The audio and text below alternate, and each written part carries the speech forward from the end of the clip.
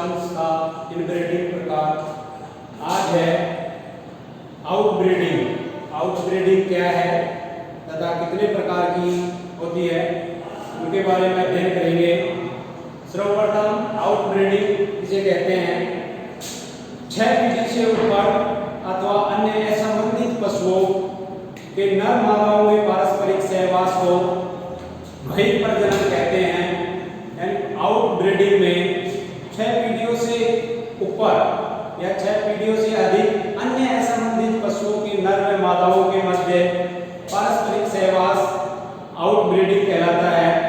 इस प्रकार के प्रजनन में बहिर्प्रजनन में पशु व्यक्तिगत अच्छाई इंडिविजुअल मेरिट्स बढ़ती है, लेकिन पशु की प्रजनन मूल्य घटती है। उसी प्रकार से बहिर्प्रजनन के किस कारण किसके लिए करवाते हैं, उसके लिए उद्देश्य क्या क्या हो सकते हैं। उनमें पहला उद्देश्य है इस प्रकार के प्रजनन से अच्छे असंबंधित पशुओं के सांडों के गुण संतति में लिए जा सकते हैं। यानी कि आउटब्रीडिंग के द्वारा हम जो अच्छी नस्ल के सांड होते हैं उनके गुण उनकी संतति में प्राप्त कर सकते हैं। इस प्रकार के प्रजनन से नवीन गुणों तथा नई नस्ल के पशु भी तैयार किए जा सकते हैं। ये होता है बहिर्प्रजनन के उद्देश्य। बहिर्प्रजनन की विधियां 4 प्रकार की होती हैं। पहली होती है भिन्न संकरण, दूसरा संकरण, तीसरा क्रमोन्नति, चौथा परसंकरण। इसको कहते हैं भिन्न संकरण आउटक्रॉसिंग, संकरण क्रॉस ब्रीडिंग, तीसरा है ब्रीडिंग ऑफ क्रमोन्नति, चौथा है परसंकरण हाइब्रिडाइजेशन। अब इनको हम एक एक करके अध्ययन करेंगे। उनमें सर्वप्रथम भिन्न संकरण आउटक्रॉसिंग क्या है, इसकी डेफिनेशन क्या है। भिन्न संकरण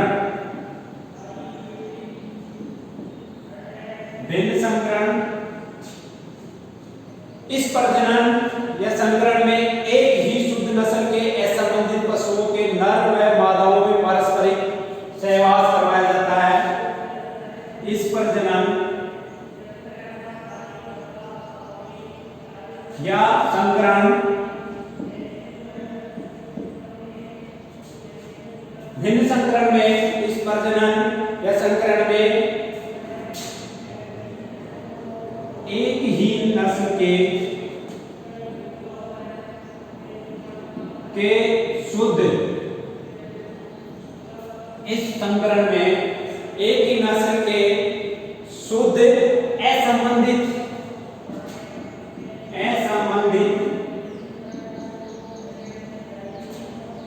नर व मादा में सहवास कराना भिन्न संकरण कहलाता है।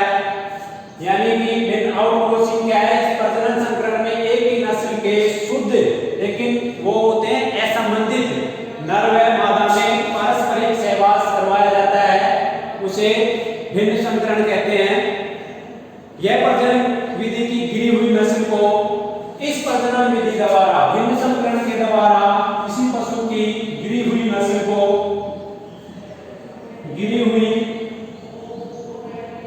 को सुधारा जा सकता है। गिरी हुई नस्ल को सुधारा जाता है, यानी कि जो संतति प्राप्त होगी उसमें सुधार प्राप्त होता है। वो उनके प्रोटेक्शन में या उनके हेल्थ में या उनकी रेजिस्टेंस पावर, जो भी बीमारी के प्रति जो भी रेजिस्टेंट पावर होती है वो हम उसकी अगली पीढ़ी में सुधार सकते हैं। अब है भिन्न संकरण के लाभ। क्या क्या लाभ हो सकते हैं इसके। सर्वप्रथम भिन्न संकरण में वे गुण जो जीन के विशेष नियंत्रण में रहते हैं, इस विधि द्वारा उनमें अच्छी प्रभावशाली उन्नति भी की जा सकती है। यानी वे गुण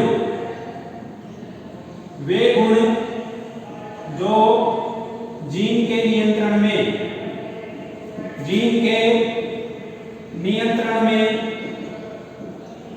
रहते हैं, जिनके नियंत्रण में रहते हैं, इस विधि द्वारा अच्छी प्रभावशाली उन्नति भी की जा सकती है। एग्जाम्पल के तौर पर सर्वप्रथम दुग्ध उत्पादन बढ़ाना, जीवन शक्ति की वृद्धि, पशुओं में उत्तेजना। दुग्ध उत्पादन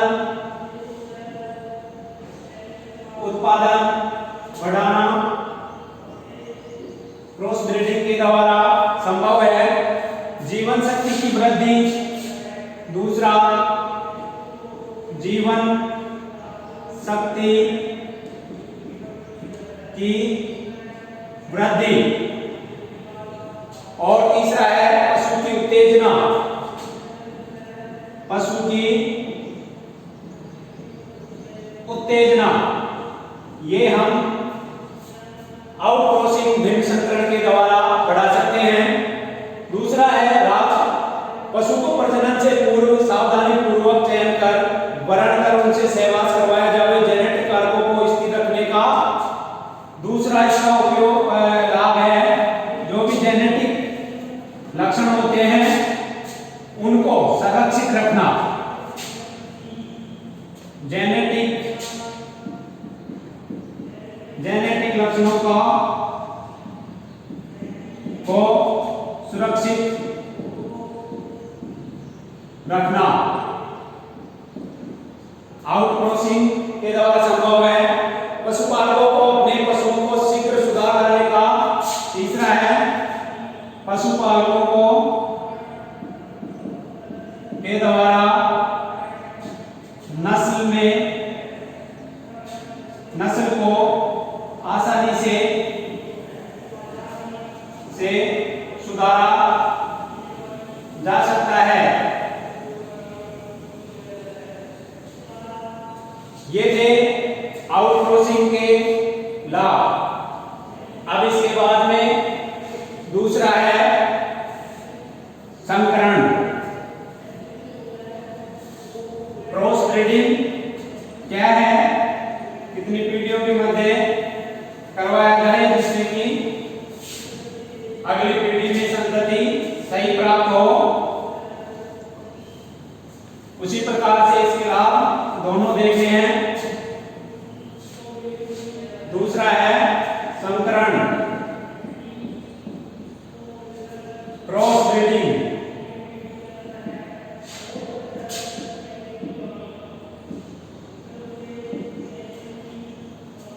विभिन्न नस्ल के क्रॉस ब्रीडिंग यानी संकरण की डेफिनेशन क्या होगी? विभिन्न नस्ल के शुद्ध पशुओं में नर तथा मादा में पारस्परिक सहवास कर संतानोत्पत्ति को संकरण कहते हैं। यानी विभिन्न नस्ल के, परिभाषा है विभिन्न नस्ल के नर व मादा, विभिन्न नस्ल के नर व मादा, विभिन्न नस्ल के नर व मादा जो शुद्ध नस्ल हो, शुद्ध नस्ल के हो, उनके मध्य पारस्परिक सहवास को संकरण कहते हैं। संकरण कहते हैं, यानी इसको कह सकते हैं क्रॉस ब्रीडिंग। इसमें नस्ल विभिन्न प्रकार की नस्ल, लेकिन शुद्ध नस्ल होनी चाहिए। उनके मध्य में नर व मादा में अगर सहवास करवाएंगे तो वो संकरण कहलाता है, क्रॉस ब्रीडिंग कहलाएगा। इसके उदाहरण के रूप में हम ले सकते हैं शुद्ध रेड सिंधी,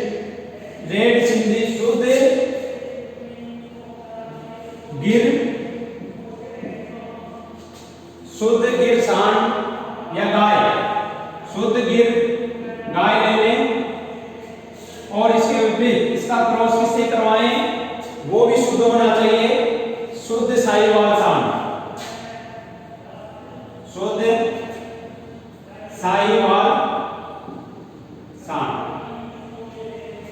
नस्ल विभिन्न हो गई, दोनों शुद्ध है। ये गिर गाय है और सांड है साहीवाल। इनके मध्य अगर हम पारस्परिक सहवास करवाएंगे तो ये प्रक्रिया कहलाएगी क्रॉस ब्रीडिंग। नस्ल का शुद्ध होना आवश्यक है और इनमें नस्ल विभिन्न हो सकती है। इसी प्रकार से हम आउटक्रॉसिंग में दोनों नस्ल एक ही होती है लेकिन वो भी शुद्ध होती है। उसमें हम शुद्ध रेड सिंधी गाय ले सकते हैं और शुद्ध सिंधी रेड सिंधी सांड। वो होता है भिन्न संकरण यानी कि आउटक्रॉसिंग। लेकिन संकरण में शुद्ध गिर गाय का शुद्ध साहीवाल सांड से अगर पारस्परिक सहवास मेटिंग करवाई जाएगी तो संकरण कहलाता है।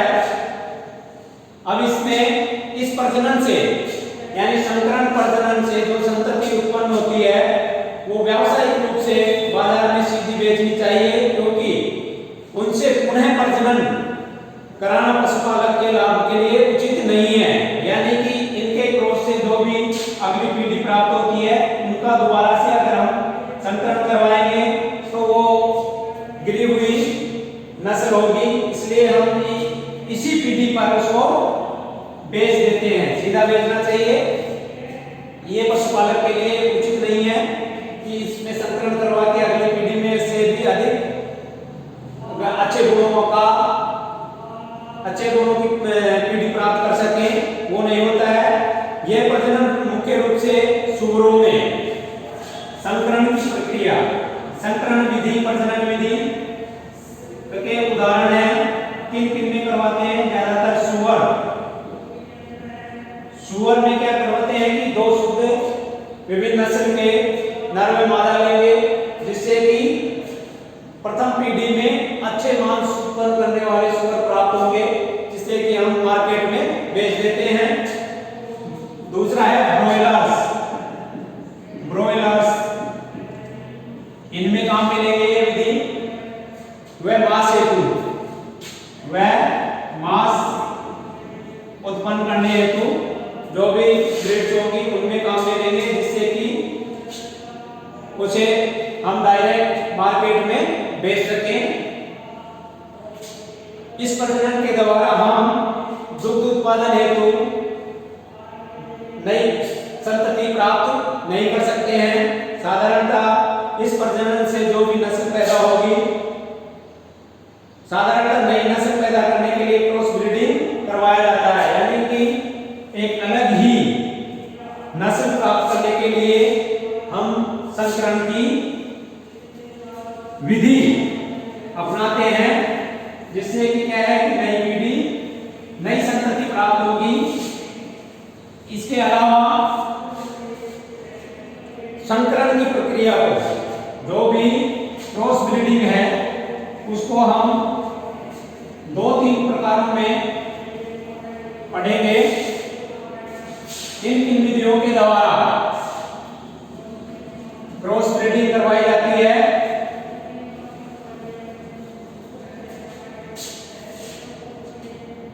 संकरण, इनको वापस से क्रिस क्रॉसिंग।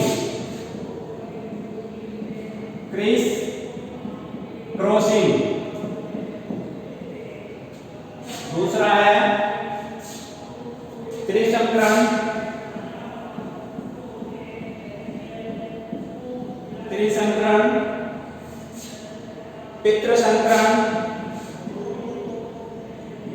पितृ संकरण। संकरण का वर्गीकरण।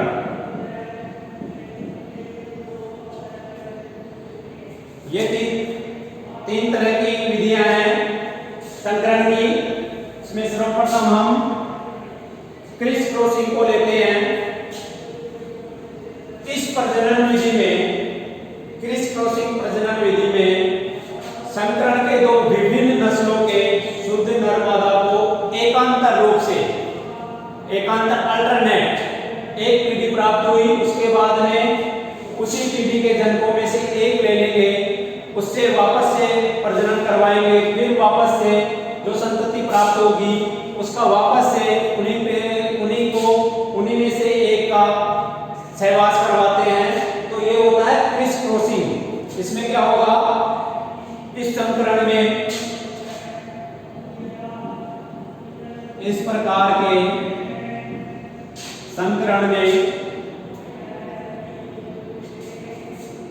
के संकरण में दो विभिन्न नस्लों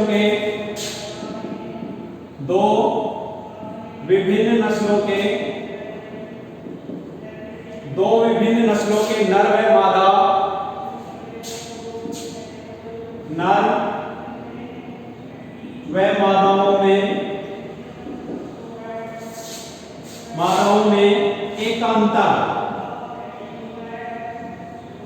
मादाओं में एकांतर रूप से सहवास कराते हैं।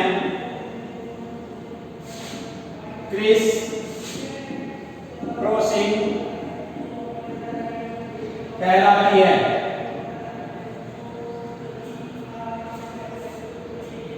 इसमें इस विधि से पैदा हुए बच्चों में लगभग 2/3% एकांतरिक रूप से सहवास करवाएंगे तो 2/3% रक्त अपने तात्कालिक पिता का होगा। इस विधि में 2/3% रक्त अपने तात्कालिक पिता का तथा शेष 1/3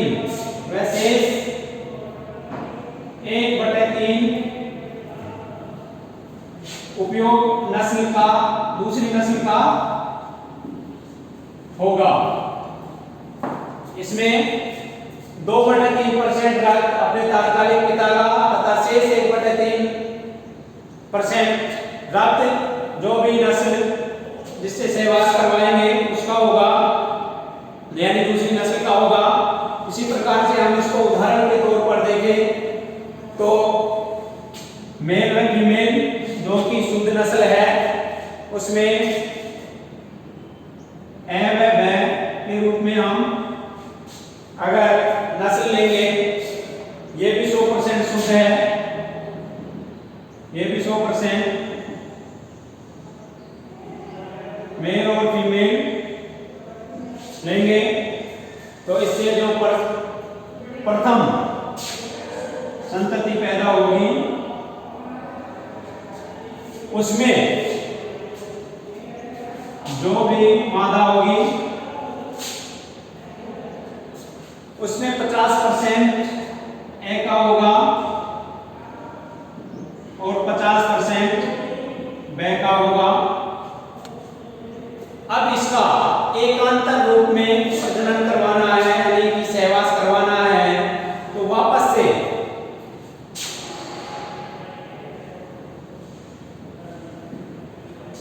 ए पार्ट लेंगे, इसका इससे सहवास करवाएंगे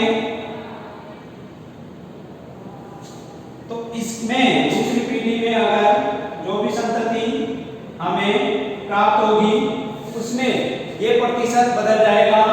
इसमें ए की लेंथ कितनी हो जाएगी 75%, ब की हो जाएगी 25%। इसके बाद में अगला एकांतर रूप से सहवास करवा रहे हैं तो अगले में संतान, अब इसका वापस से सहवास ए के द्वारा ब ए, फिर इसका ब में जो भी प्राप्त हुई 25%, उसका सहवास अगर हम 100% ए के साथ करवाते हैं वह तो इससे संतति जो भी प्राप्त होगी वो होगी 37.5%, और 62.5%। ये अगली पीढ़ी में एकांतर रूप से ए की शुद्धता व ब की शुद्धता इसी प्रकार से आगे की वीडियो में होता चला जाएगा। तो ये था क्रिस क्रॉसिंग। इसमें क्या होता है, इस प्रकार के संकरण में दो विभिन्न नस्लों के नर व मादा यानी नस्ल विभिन्न है में एकांतर रूप से सहवास कराते हैं, क्रिस क्रॉसिंग कहलाती है। इसमें जो भी संतति प्राप्त होगी उसमें 2/3% रक्त अपने तात्कालिक पिता का होगा तथा शेष 1/3% जो दूसरी नस्ल उपयोग में ली गई है उसका होगा 1/3%। इसको हम इस उदाहरण के द्वारा समझ सकते हैं। बैग और है के माध्यम में अगर सहवास करवाएंगे तो 50-50% आएगा। उसके बाद में ऐसे वापस से सहवास करवाएंगे तो 75% है का और 25% बै का, उसमें बै के साथ वापस से तो 37 और 62%। इसी प्रकार से अगली पीढ़ी में प्राप्त होगा। तो ये था आपका क्रिस क्रॉसिंग। इसी प्रकार से हम दूसरा त्रिसंकरण क्या है, त्रिसंकरण इसको सामान्यतः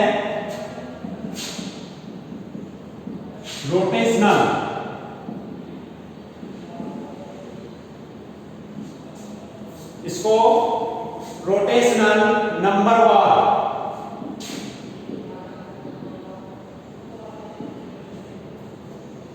रोटेशनल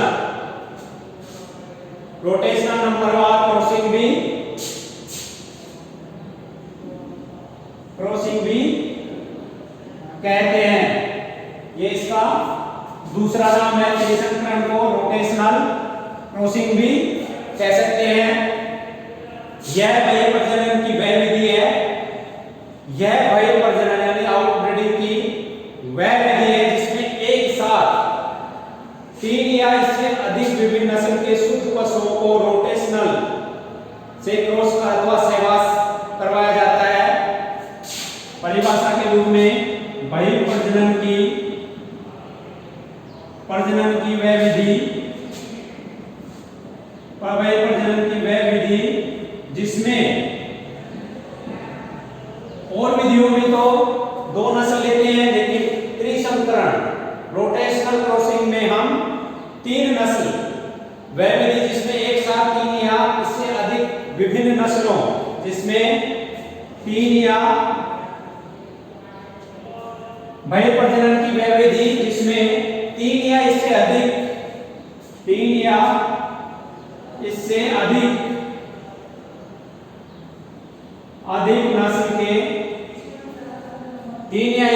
नस्ल के शुद्ध पशुओं में 3 या इससे अधिक नस्ल के शुद्ध पशुओं में सहवास करवाया जाता है, सहवास कराया जाता है। रोटेशनल क्रॉसिंग या त्रिसंकरण कहलाता है। इसमें हम क्रिस क्रॉसिंग की तरह उदाहरण के तौर पर देख सकते हैं। रोटेशनल में ए व बै 2 संतति हैं जिनका सहवास करवाया जाएगा बै ए, इनका सहवास करवाया जाएगा तो इसमें संतान बै व ए 50% के रूप में आएंगी। अब इस पीढ़ी का वापस से 6 से तीसरी पीढ़ी से सहवास करवाया जाएगा।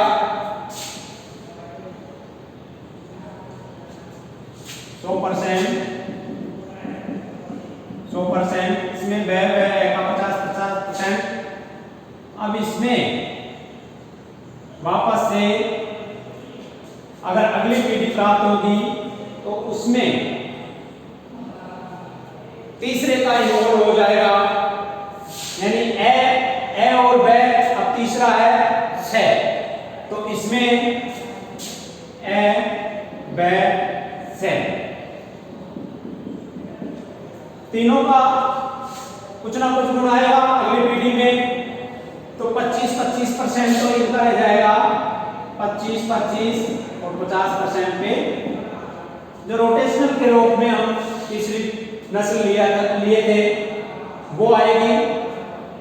इसी प्रकार से अगली पीढ़ी में वापस से रोटेशनल में इसके द्वारा ए या ब ले लेंगे, उसके बाद में फिर से इनका डिस्ट्रीब्यूशन हो जाएगा। ए 62% के लगभग रह जाएगा, ब 12.5% और से 25% के आसपास रह जाएगा। ये इनके त्रिसंकरण का। इसके अलावा अब तीसरे प्रकार का संकरण पितृ संकरण यानी इसको बैक क्रॉस, यानी जो संतति प्राप्त हुई है उसका हम सहवास उसकी पीढ़ी में से ही किसी से करवाते हैं, उसे पितृ संकरण भी कहते हैं। पितृ संकरण में क्या होगा, इस प्रकार के संकरण विधि में दो विभिन्न नस्लों के शुद्ध नर व मादा का सहवास करवाया जाता है तथा उससे उत्पन्न संतति को पुनः अपने शुद्ध पैतृक से सहवास करवाया जाता है। संकरण की वह विधि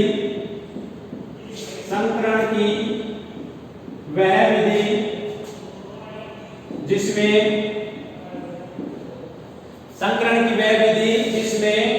दो विभिन्न नस्लों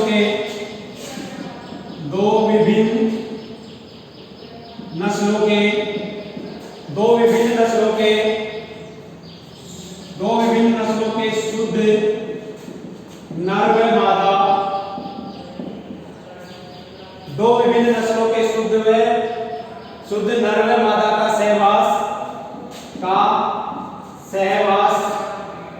कराया जाता है तथा प्राप्त संतति का वापस से शुद्ध पैतृक से सहवास कराना पितृ संकरण कहलाता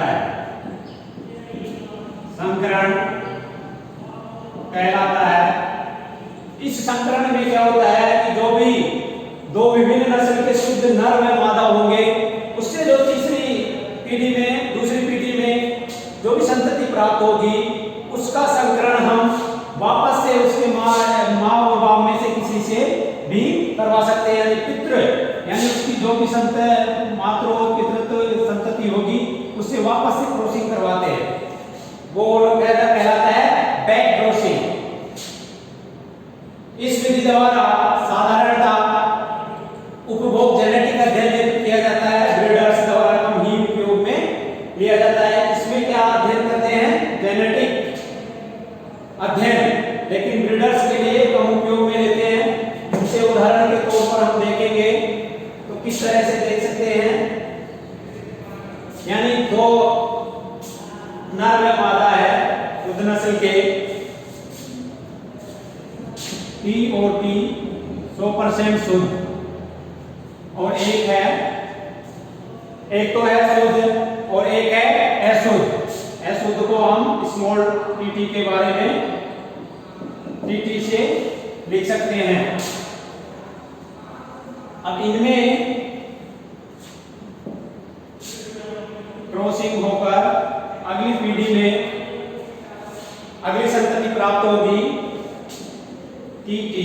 अब इसकी क्रॉसिंग वापस से किसी भी पैतृक में हम ले सकते हैं, या तो tt या tt। इनसे वापस से संकरण करवाते हैं तो जो प्राप्त होगी वो होगी बैक क्रॉसिंग अगली पीढ़ी, उसे कहेंगे F2 F1। ये होता है बैक क्रॉसिंग। इसमें पितृ संकरण में दो शुद्ध नस्ल की संतति, उसमें जो संतति प्राप्त हुई उसका वापस से पैतृक या तो इससे या इससे सहवास करवाया जाता है, यह कहलाता है पितृ संकरण। अब है संकरण के लाभ, इसके क्या क्या लाभ हो सकते हैं। हमने संकरण में देखा 3 प्रकार से करवाया जाता है। सबसे पहला क्रॉस क्रॉसिंग, दूसरा त्रिसंकरण, और तीसरा पितृ संकरण। अब संकरण के लाभ, क्या क्या लाभ हो सकते हैं?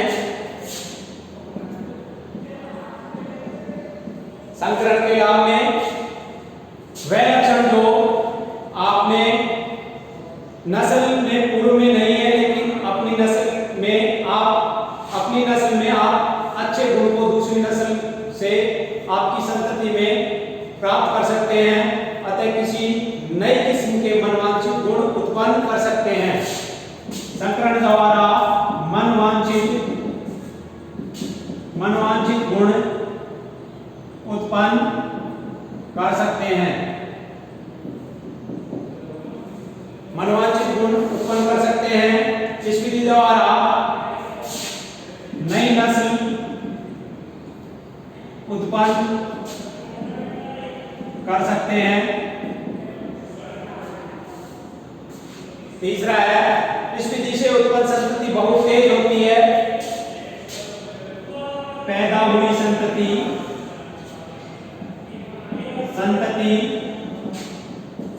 तेज होती है। पैदा हुई संतति तेज होती है, फुर्तीला है,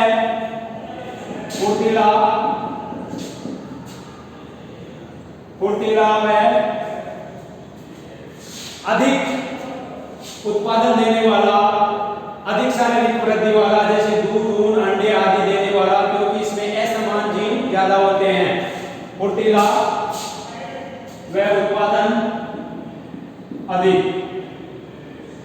जैसे दूध, मांस आदि। ये किन कारणों से होते हैं? क्योंकि इनमें असमान जीन इंक्लूड होते हैं, इसलिए ये ज्यादा फुर्तीले, अधिक उत्पादन देने वाले या अधिक रेजिस्टेंट बीमारियों के प्रति होते हैं। इनमें हम मनवांछित गुण उत्पन्न कर सकते हैं। अब इसके डिसएडवांटेज क्या क्या हानियां हो सकती है संकरण से? पहली हानि है, इस विधि को अपनाने हेतु पशुपालक विभिन्न नस्लों के शुद्ध नर व मादा जनक ज्यादा रखने पड़ते हैं। इसमें शुद्ध नस्ल के नर व मादा ज्यादा रखने पड़ते हैं, जो कि पशुपालक के लिए नुकसानदायक होता है। कभी कभी इस प्रजनन के फलस्वरूप ऐसे अनैच्छिक पशु पैदा हो जाते हैं, यानी कि इस प्रजनन से कभी कभी अनैच्छिक जिसकी हमें जरूरत नहीं होती है, इस प्रजनन से कभी कभी अनैच्छिक पशु पैदा हो जाते हैं जिनके गुण सही नहीं होते हैं, जिनका बाजार में कोई मूल्य नहीं होता है। इस विधि से अपनाने से विदेशों में कई लिंग से संबंधित बीमारियां भी आ जाती है, यानी कि क्रॉस ब्रीडिंग में बीमारी या जो विदेशी हो सकती है। अगला है वसा का प्रतिशत, फैट परसेंटेज कम होता जाता है। फैट परसेंटेज कम हो जाता है। अगली हानि है महंगी विधि है, क्योंकि शुद्ध नस्ल के ज्यादा पशु रखने पड़ते हैं। इसमें प्योर लाइन के लक्षण कम होते हैं। प्योर लाइन के लक्षण कम होते हैं। ये थी संकरण की हानियां। अब है तीसरा प्रकार बहिर्प्रजनन का, जिसे हम ग्रेडिंग अप या क्रमोन्नति कहते हैं। यानी कि जो भी पीढ़ी है उसको क्रमोन्नत करना, यानी कि जो पशु हमारे पास है उनमें अच्छे गुणों का विकास करना, वो कहलाती है क्रमोन्नति। क्रमोन्नति ग्रेडिंग अप।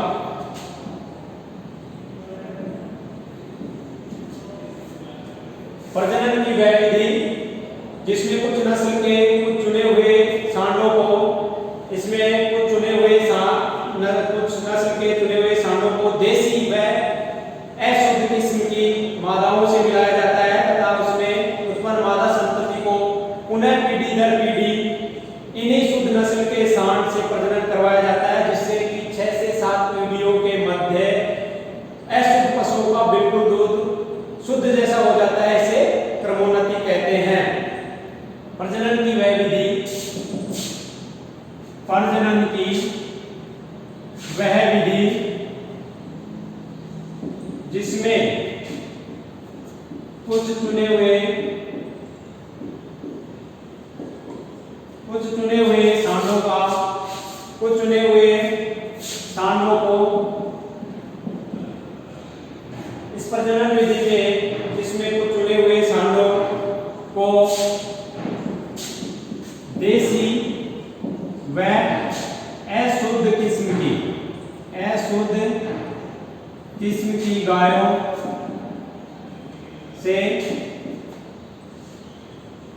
से सहवास करवाया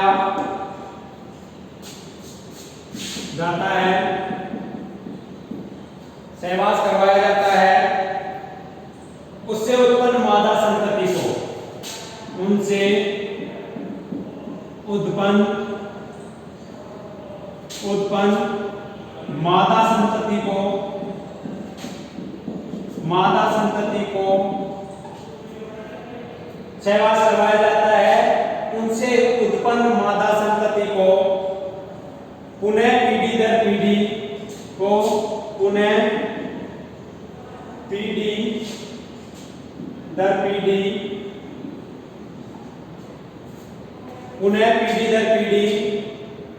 शुद्ध नस्ल के सांडों से मिलाया जाता है। यह प्रक्रिया 6 से 7 पीढ़ियों तक कराने पर अंतिम स्थिति में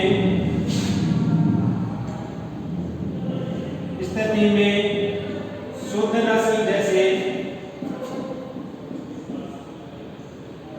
जैसा दूध प्राप्त कर सकते हैं। कुल मिलाकर कहने का तात्पर्य है कि इस प्रजनन विधि में कुछ अच्छी ब्रीड के चुने हुए सांड उपलब्ध होते हैं, उनको देसी व अशुद्ध किस्म की गायों से सहवास करवाया जाता है। सहवास करवाने पर जो मादा संतति प्राप्त होती है, उनका वापस से पुनः पीढ़ी दर पीढ़ी जो शुद्ध नस्ल के सांड हम सेलेक्ट कर रखे थे, उनसे मिलाया जाता है। यह पीढ़ी दर पीढ़ी यानी 6 से 7 पीढ़ियों तक इनसे आपस में सहवास करवाते हैं, तो अंतिम स्थिति में शुद्ध नस्ल जैसा दूध प्राप्त कर सकते हैं। इसे हम क्रमोन्नति कहते हैं। यानी कि किसी भी पीढ़ी का, किसी भी अशुद्ध नस्ल की गायों का अगर हम शुद्ध नस्ल प्राप्त करना चाहते हैं, तो वो कितनी पीढ़ियों में होगी?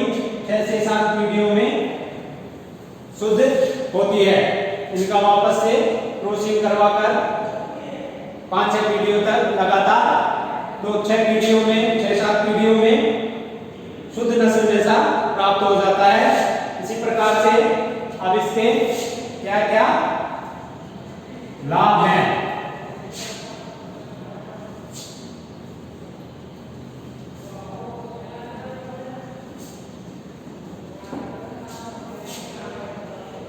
क्रमोन्नति के लाभ।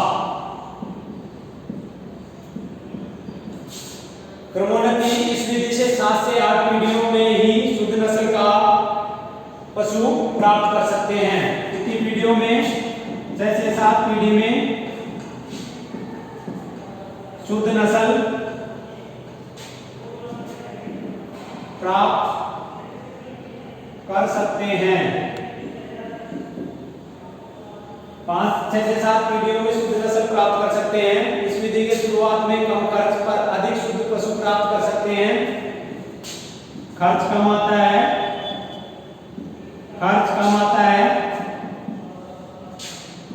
जल्दी शुद्ध पशु प्राप्त कर सकते हैं। जल्दी शुद्ध पशु प्राप्त कर सकते हैं। इस विधि से सांड की उत्पादन क्षमता का, इस विधि द्वारा सांड की उत्पादन क्षमता, सांड की उत्पादक क्षमता का पता लगा सकते हैं। यह उन पशुपालकों के लिए उपयोगी विधि है जो अपने अडल्ट पशुओं को धीरे धीरे उन्नतता की ओर सुधार चाहते हैं। यानी कि जो भी किसी भी पशुपालक के पास जो उत्पादन में कम हो, उनको सुधारना चाहते हैं, उनके लिए ये उत्तम विधि है। सबसे सरल व सच्ची सरल विधि है, और ऐसे पशु अधिक हो उन देशों में के लिए पशुधन उन्नति के लिए सर्वोत्तम विधि है। यानी कि जहां पर शुद्ध नस्ल के पशु कम हैं, वहां पर यह विधि उपयोग में करके शुद्ध नस्ल प्राप्त कर सकते हैं। इसके बाद में इस विधि के क्या हानि हो सकती है। इसमें इस विधि से उत्पन्न बच्चे होते हैं, वे स्थान के वातावरण के अनुसार एक दूसरे से भिन्न होते हैं। यानी कि स्थान विशेष में स्थान में उत्पन्न हुए बच्चे अलग अलग होते हैं। दूसरा है शुद्ध नस्ल प्रजनन की दृष्टि से, बीमारियों की दृष्टि से अच्छी नहीं होती है। यानी कि जो भी शुद्ध नस्ल होगी बीमारियों की दृष्टि से सही नहीं रहती है।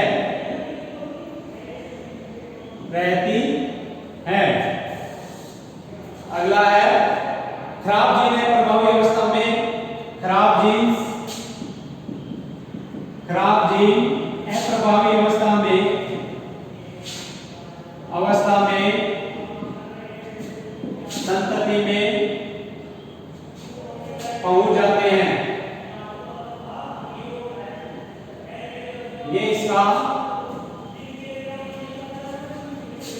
ये इसकी हानियां हैं तीनों। इसके बाद में आपके कोर्स में